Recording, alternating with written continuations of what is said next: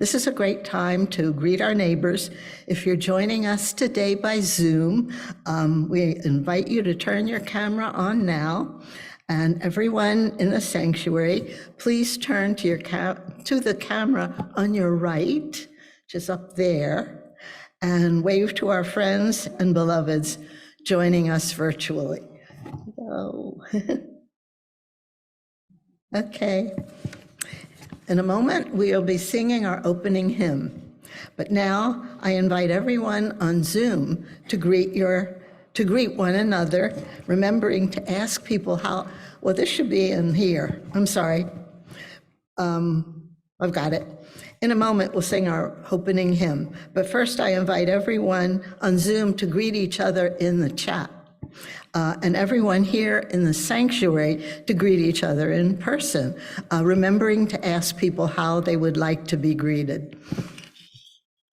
So, and then when the music starts, that'll be the time to sit down again.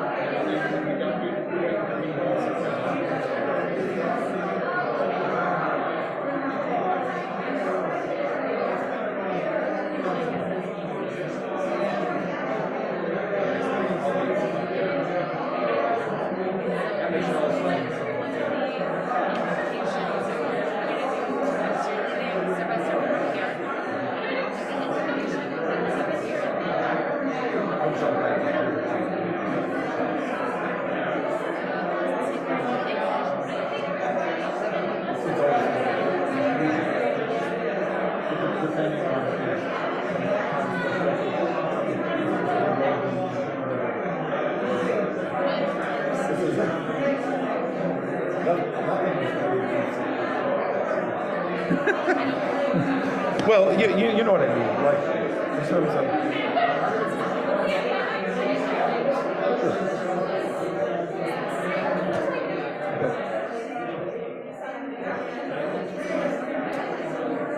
I meant like to say that people get really upset if it's changed, they don't do it.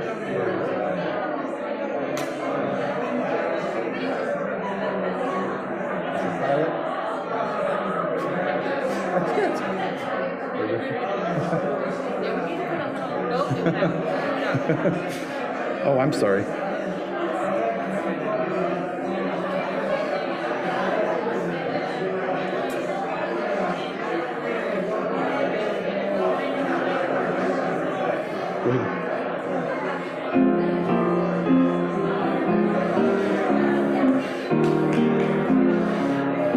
Now let's return to our seat. We can sing number 157, Step by Step, the Longest March.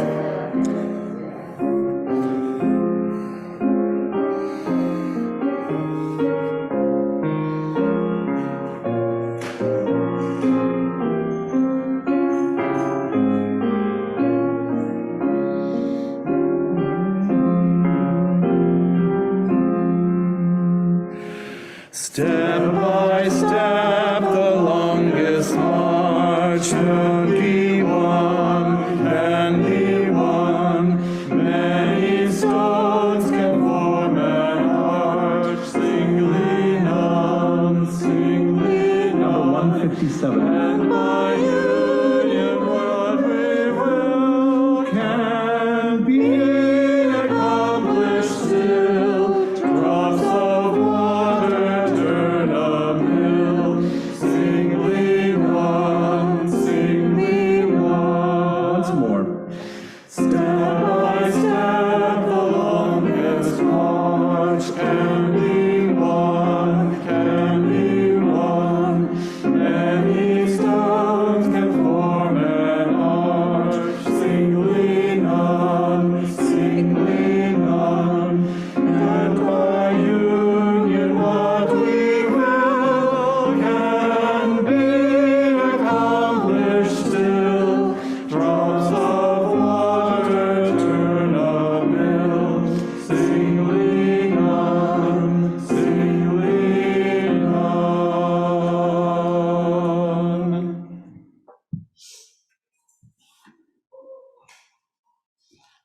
we know it takes more than steps, that many of us get places in many different ways, but that the words from that are from the Constitution to a Union that Pete Seeger loved, and it's now a hymn for us, which is such a wonderful bit of labor history in our sanctuary with us today. So I offer you these opening words by Reverend Megan Weiser. We enter this sanctuary for kindness and comfort. May rough-worn hands and aching backs be healed. We enter the sanctuary of hope for equality. May those who labor to survive live to know justice. We enter the sanctuary of love and vocation. May our bonds of solidarity be strengthened. We enter the sanctuary of courage and friendship. Good morning, everyone. I am the Reverend Caitlin Cotter Coillberg. My pronouns are she, her, hers, and I am the Assistant Minister of Spiritual Growth for this congregation. At this time, we light our chalice. It is now time to light our chalice, symbol of our free faith, and to reaffirm our congregational commitment. So I invite you to rise in body, voice, or spirit.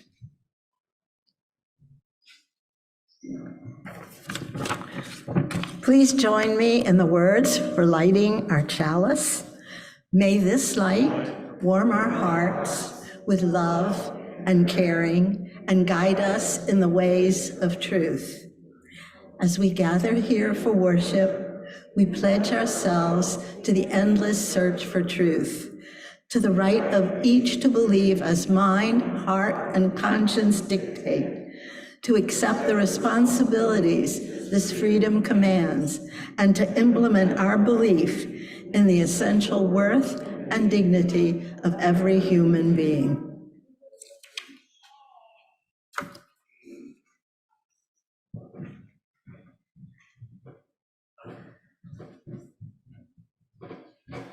I'm going to ask for the chalice song slide to be up before we can. Thank you, beautiful. So we have a shortened version of it. It's still a work in progress. So we'll sing the first section, the second section, and then go back to the first section. A lot simpler than last week. It was a little bit longer. So, all right, we're ready for introduction.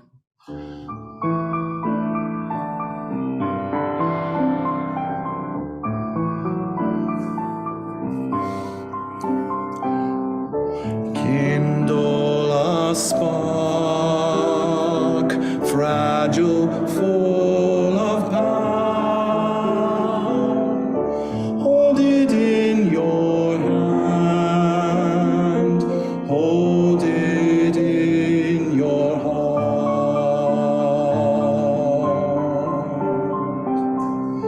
Let it warm you, let it fire your spirit. Let it burn bright, let it burn bright in your soul. Kindle a spark, fragile, full of power. Hold it in your hand, hold it in your heart.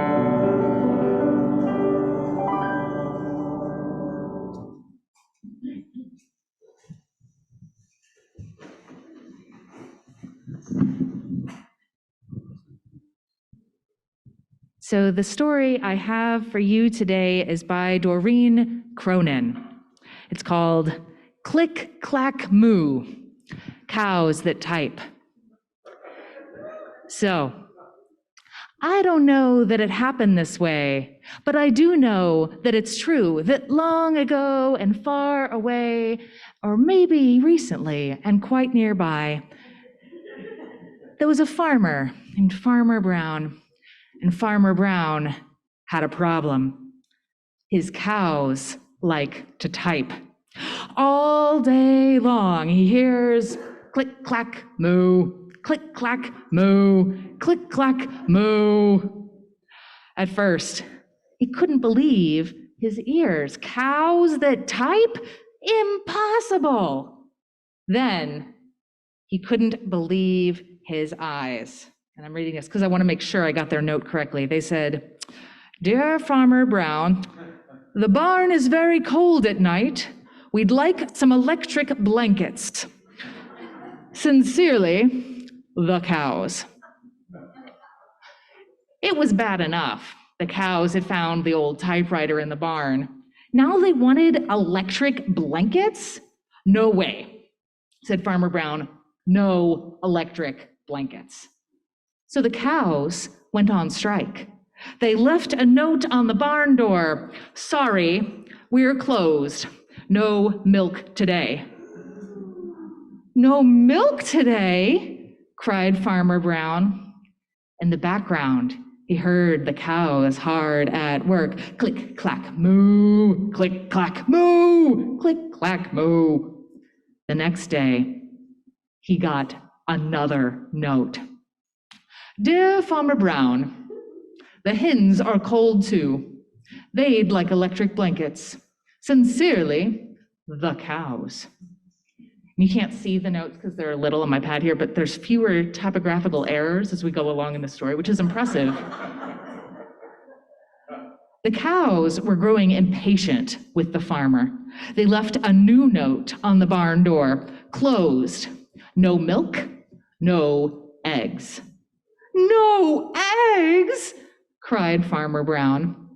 In the background, he heard them. Click, clack, moo, click, clack, moo, click, clack, moo. Cows that type, hens on strike. Who ever heard of such a thing? How can I run a farm with no milk and no eggs? Farmer Brown was furious. Farmer Brown got out his own typewriter. "Dear hens and cows," he typed, "there will be no electric blankets. You are cows and hens. I demand milk and eggs. Sincerely, Farmer Brown." Duck was a neutral party, so he brought the ultimatum to the cows. The cows held an emergency meeting. All the animals gathered around the barn to snoop, but none of them could understand moo. All night long, Farmer Brown waited for an answer. Duck knocked on the door early the next morning. He handed Farmer Brown a note. "Dear Farmer Brown, we will exchange our typewriter for electric blankets. Leave them outside the barn door, and we will send Duck over with the typewriter. Sincerely, the cows." Farmer Brown decided this was a good idea. He left the blankets next to the barn door and waited for Duck to come with the typewriter. The next morning, he got a note. "Dear Farmer Brown, the pond is quite boring. We'd like a diving board. Sincerely, the ducks." Click, clack, quack. Click, clack, quack. Click, clack, quack. I love this story, and I'm glad you all enjoyed it with me. A reminder that not only do all deserve to be warm and snug, but also that everyone deserves fun, and that labor organizing and solidarity is how we get there, step by step.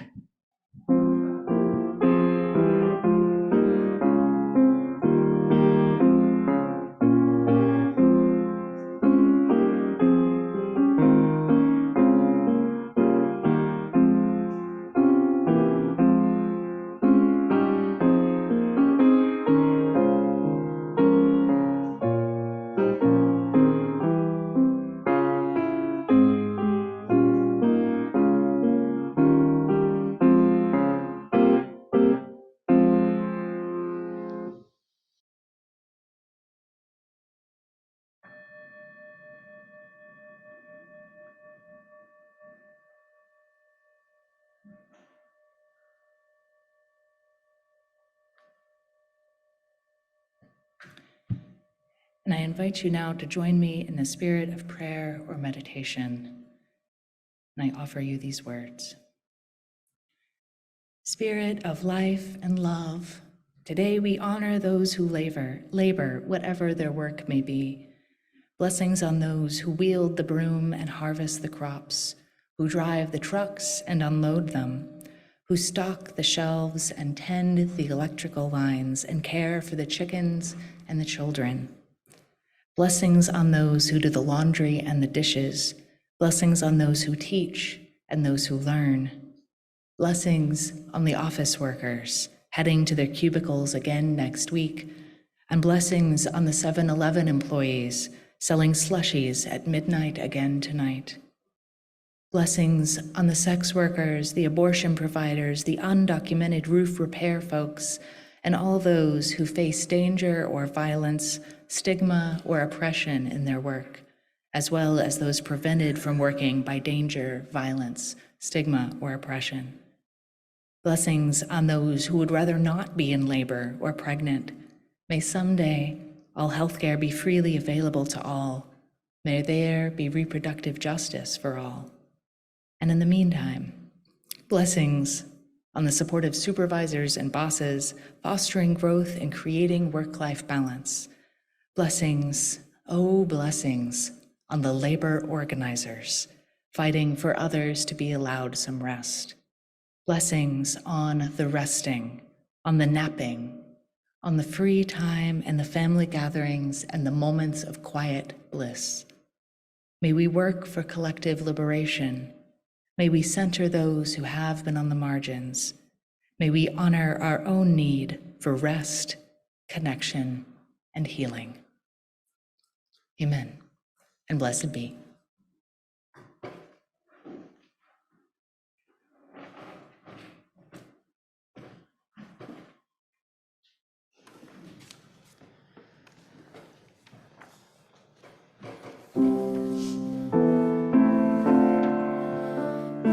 Remain seated. First in Spanish.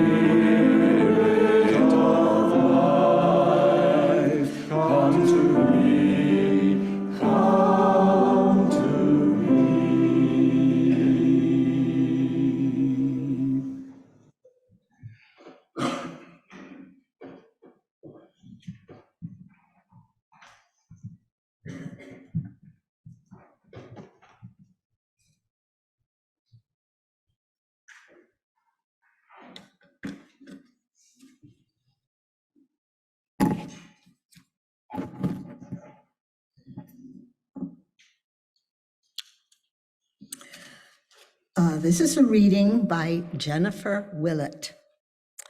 What images come to mind when I say Labor Day?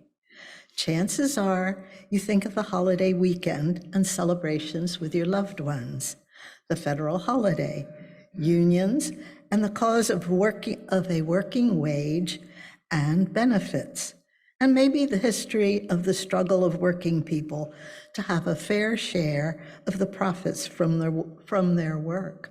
This is all great. But now I want you to think of your parents and caregivers, the parent who fed you and bathed you and nurtured you and taught you the building blocks of how to be in the world. Now think of your elders. Who shops for them, goes to the doctors with them, cleans for them, and cares for them when they begin to fail? Now think of those who have physical and mental challenges of different degrees. They come in all ages. Who assists them in the daily tasks that make their day-to-day lives easier and sometimes possible at all? Much of this work is unpaid labor, yet the work of homemaking, childcare, and differently abled people isn't part of our economic system. It doesn't count on our GDP, but our society would collapse without it. Now consider the other non-paid labor we do to mentor, to educate, to assist, to advocate, to entertain, and enrich the community, the country, and the world.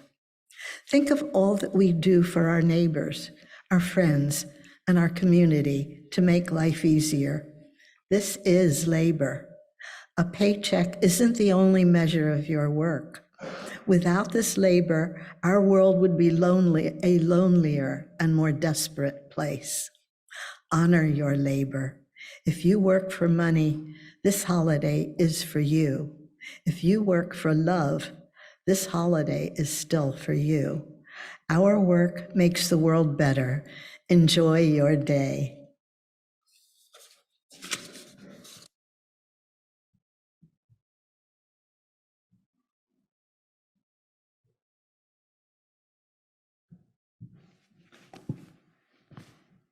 Enjoy your day indeed. Thank you, Esther. So I hope we all honor the work we do for each other and alongside each other. The question for me each Labor Day is about solidarity and how best to offer it and be a part of it in a real and meaningful way, right? And Reverend Kristen sent me the coolest news story this week. Apparently, when new students arrived at American University, right here in DC, for their first day of school last month, they found the faculty on strike. They found their faculty on strike. And when the university president stood up to speak that very first day, that giving the welcome address, a shout of "Pay your workers" came up from the student body, and like a huge bunch of the incoming freshmen stood up and walked out. They left.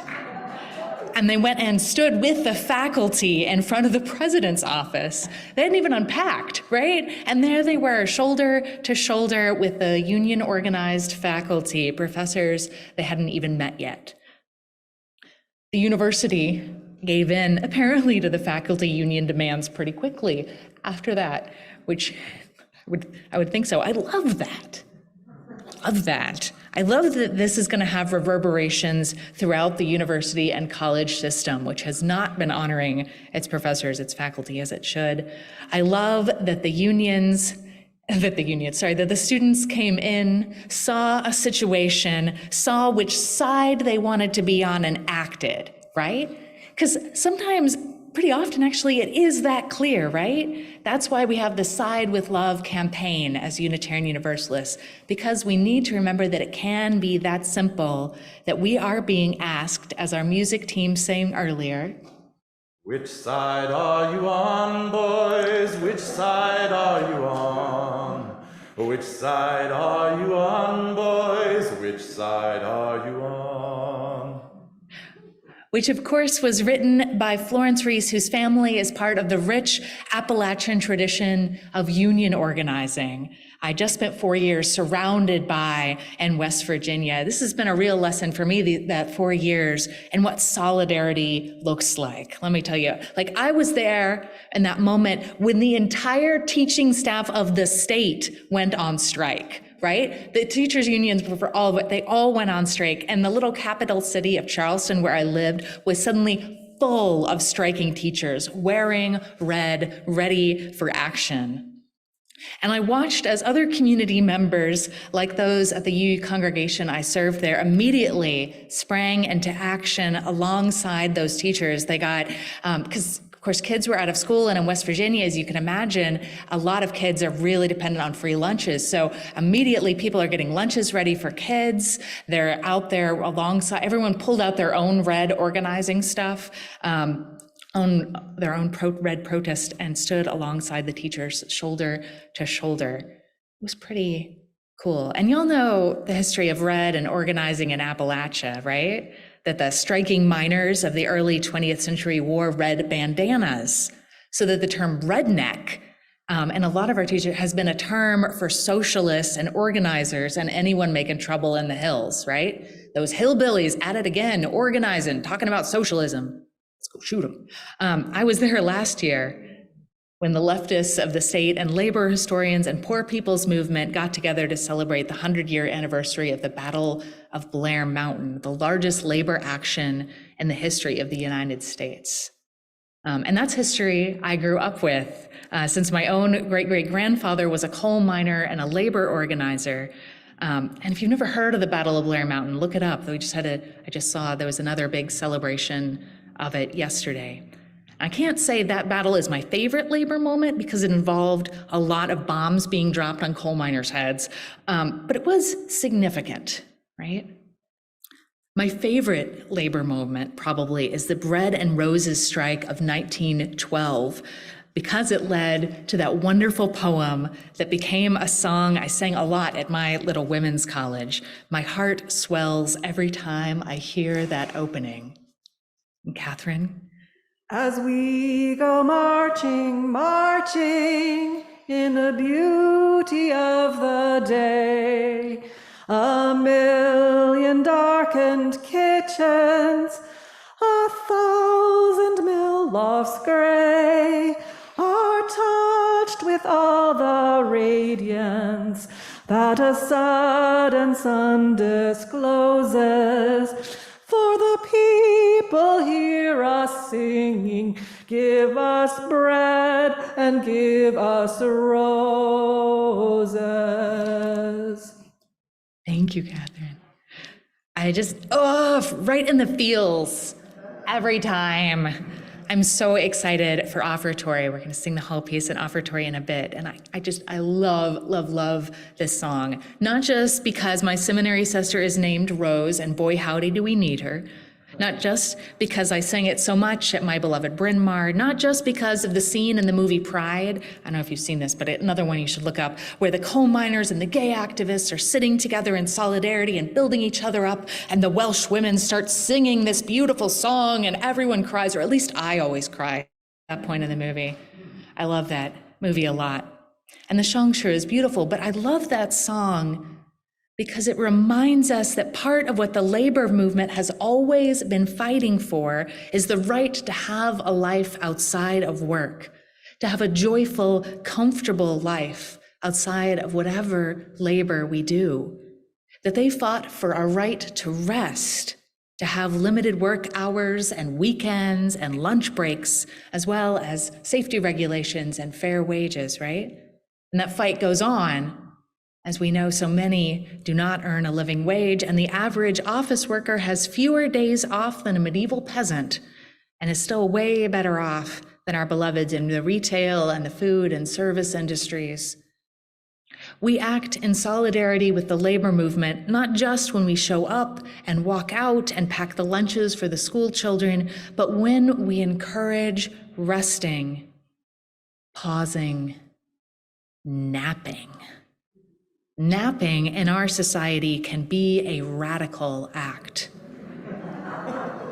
Right? And like, there is so much that needs to happen right now in our lives and in our world and in our work, so much that is urgent and important, but it is so vital that we don't get caught up in that urgency that we forget to pause and get a good nap in. Black liberation theologian Tricia Hershey came to the realization in seminary that she had been, in her words, navigating decisions from a space of toxic urgency. So she began to experiment with the radical notion of deliberately and forcefully slowing down and started a rest practice that became, she says, a place of solace, restoration, resistance, reparations, and connection. The refusal to grind, she goes on, thus became a political act. This is how the nap ministry began. I love the nap ministry. And again, you've got to Google it, follow the nap ministry on Facebook or Instagram or whatever your social media of choice is. I know I'm old and I don't know all the good social media these days. It's powerful stuff. The nap ministry operates from an understanding that all oppression is connected, right? They believe rest is not a privilege or a luxury, but a divine and human right. That there is a softness in being still and life to be found in leisure. To quote Tricia Hershey again, "We exist in a culture that supports sleep deprivation. We have been brainwashed by capitalism to work at a machine-level pace and to equate our worth with how much we produce. The same engine that drove millions of enslaved people into the forced terror of brutal labor on plantations is the same engine driving grind culture today."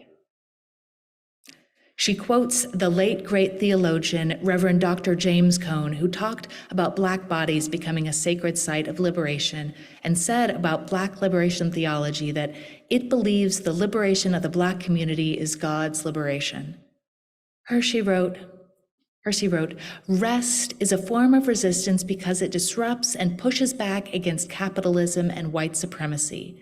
It says, no, I am enough now, and I am not a machine." Black liberation theology makes space for the expansive nature of Blackness to heal and dismantle all forms of oppression for all people.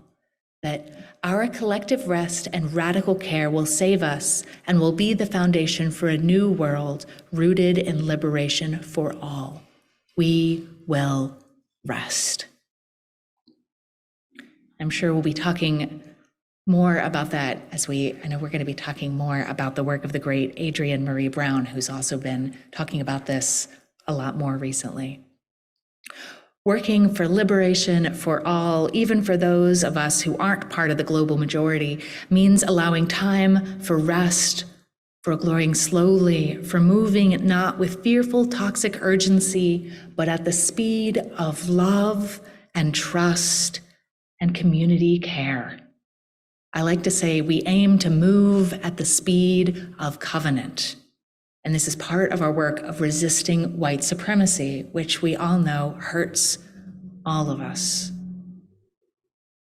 I love how Tricia Hershey talks about toxic urgency because that's so much of what drives the capitalist, consumer-driven, life-denying aspect of our culture, right? Like, get things done now while they're on sale. I know I'm feeling that. We just bought a house and we're trying to get stuff for it, and we're like, it's Labor Day, we gotta buy stuff now, right?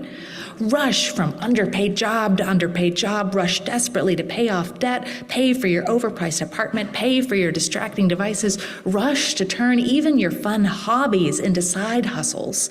Hustle, hustle, hustle along in the rat race, and don't pause to have compassion for your fellow rats or yourself or our dying parent Earth. Rush, rush, rush, money, money, money. Somehow in this rat race, everything is now, now, now, without any invitation to be present, in the present, except maybe like in ads for chocolate. You notice that? Like, you shouldn't need to spend money on chocolates to be present, to slow down. Although I will say, I will fight to make sure you are earning a living wage so you can buy your chocolate, beloveds. I am pro-chocolate.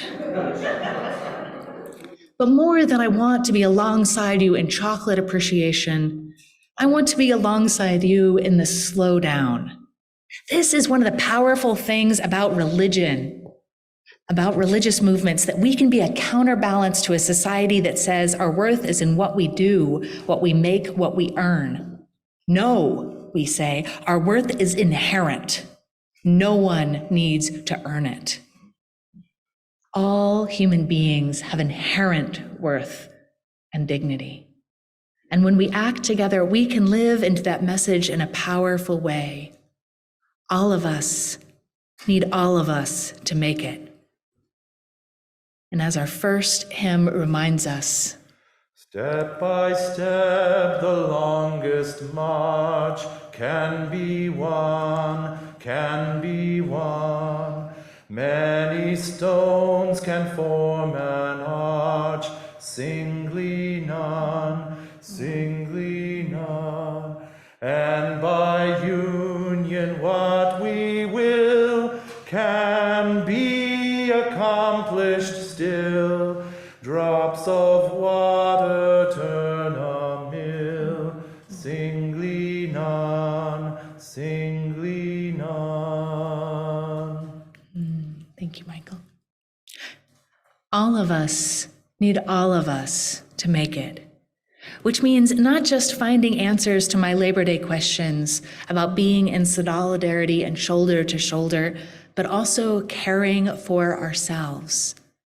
I honor my coal mining union organizer great-great-grandfather in part by not checking emails on my day off and making sure I take all of my vacation days, and by putting my family first, ahead of any job, no matter how much I love it. Yes, even this job. I love being a Unitarian Universalist minister, and I love my kids even more. Part of how Reverend Kristen and I are shoulder to shoulder with each other is supporting each other and taking time off. Which, and I just say, y'all, I am so grateful and glad to be working with her. You have no idea. Or I think you do have an idea because I saw you appreciating her last Sunday, but she is so fabulous. And I'm so grateful to be entering into shared ministry with all of you, to being shoulder to shoulder with you on the side of love here in Silver Spring. I'm looking forward to getting to know each of you and the congregation as a system. Together, stone by stone and drop by drop, I know we will do amazing things. We will learn and grow together on the side of love and justice and roses and chocolate and naps.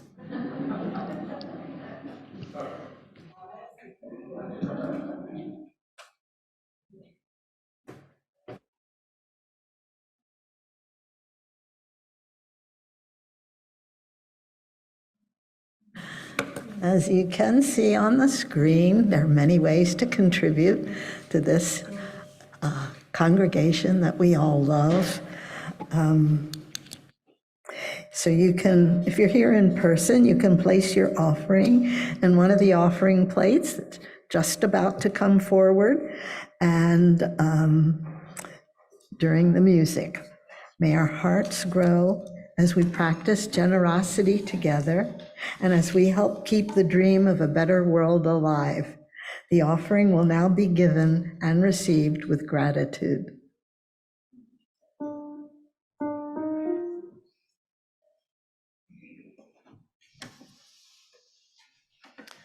As we go marching, marching in the beauty of the day, a million darkened kitchens, 1,000 mill lofts gray, are touched with all the radiance that a sudden sun discloses. For the people hear us singing bread and roses, bread and roses.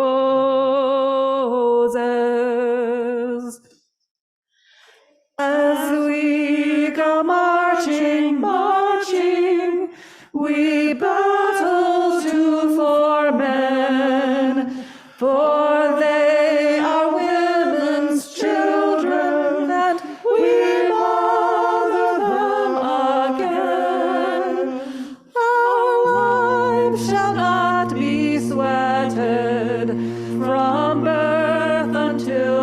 life closes.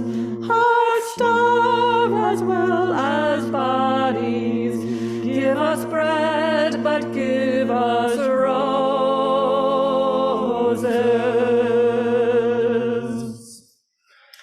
As we go marching, marching, unnumbered women dead, go crying through our singing, their ancient call for bread.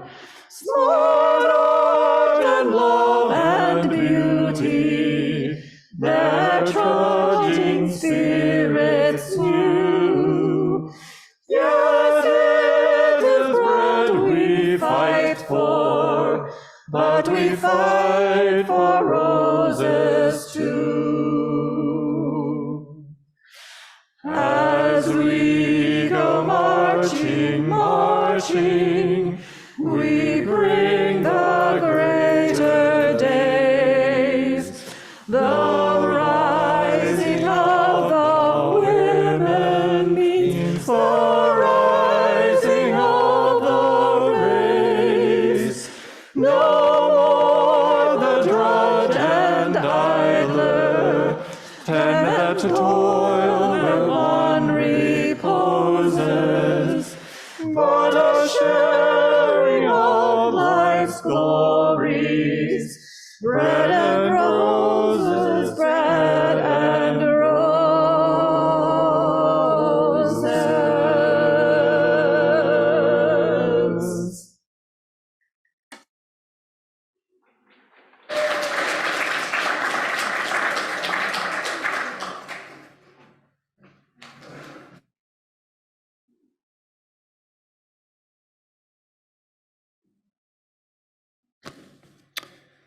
Good morning.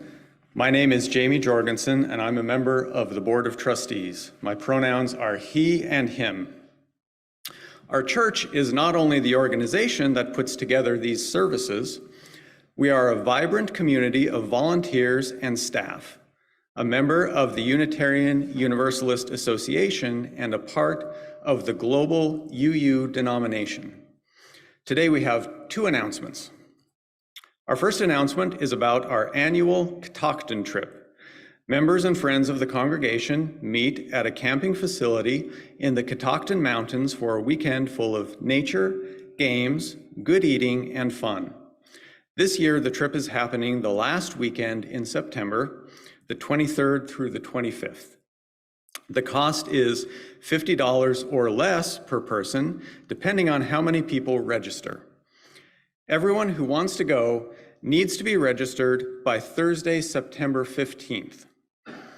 Everyone, including those who already emailed to express interest, needs to officially register. Please check your inbox for the all-church email with the link to sign up. Our second announcement is about coming of age. I'm glad to announce that we will be offering the Coming of Age program for teenagers in 9th and 10th grades this year. This program is an opportunity for youth to develop deeper relationships with one another, with adult mentors, to learn more about our Unitarian Universalist faith, and begin to articulate their own beliefs. The Coming of Age class will be held on Sundays after the worship service beginning next month. The exact start date is still being decided. We will send out an all-church email with sign-up information this week. So if you'd like your 9th or 10th grader to be part of this program, be sure to sign them up. If you have questions, please find Reverend Caitlin after the service or email her at amsg@uucss.org. Thanks.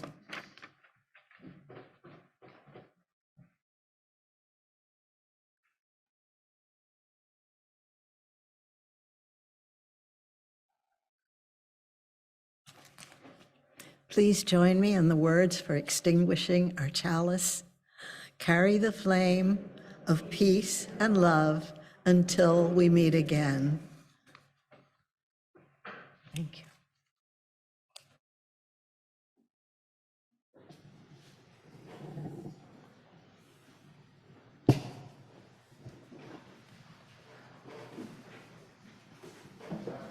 body and spirit, we'll sing number 69, Give Thanks.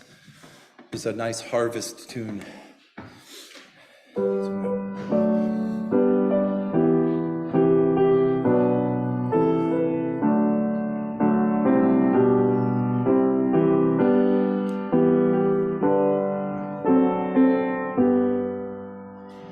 Give thanks for the corn and the wheat that are reaped, for labor well done, and for barns that are heaped, for the sun and the dew, and the sweet honeycomb, for the rose and the song, and the harvest brought home. Give thanks for the hills and the farms of our land, for craft and the strength in the work of our hands, for the beauty our artists and poets have wrought, for the hope and affections our friendships have brought. Give thanks for the homes that with kindness are blessed, for seasons of plenty and well-deserved rest, for our country extending from sea unto sea, for ways that have made it a land for the free.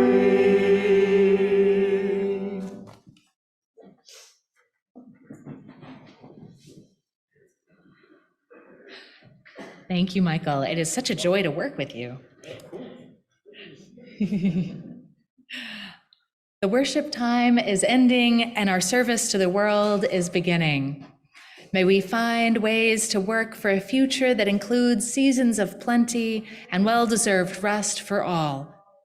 May we be part of the work for collective liberation so that someday this may truly be the land of the free. Go forward, go forth in love and purpose, friends, knowing that you are loved, that your worth is never dependent on your productivity, that you deserve rest. May you have a good nap. Amen, and blessed be.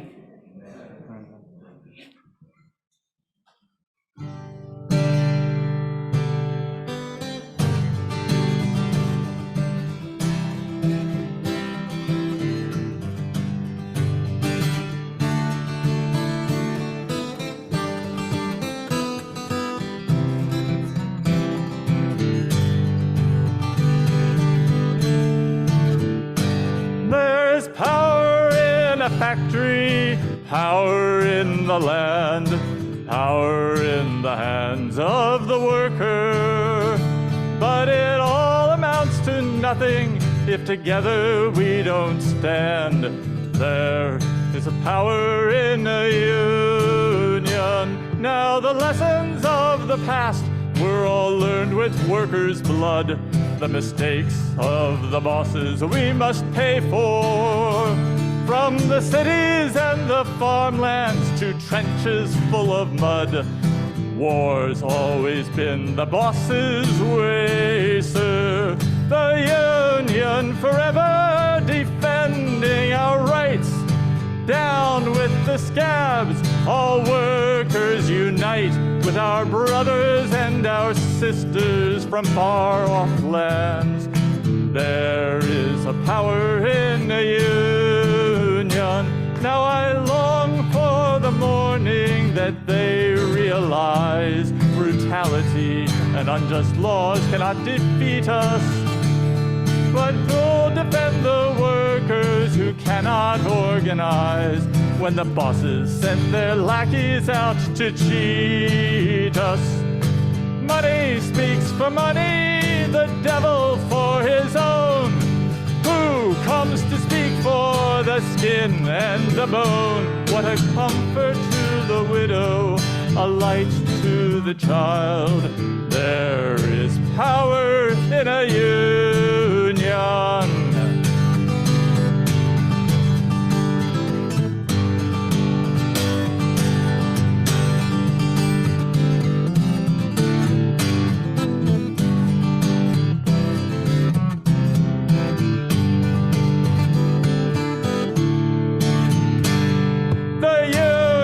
Forever defending our rights.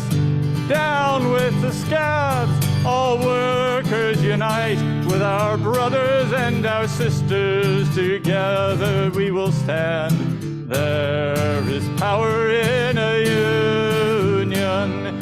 The union forever defending our rights. Down with the scabs, all workers unite. With our brothers and our sisters, together we will stand. There is power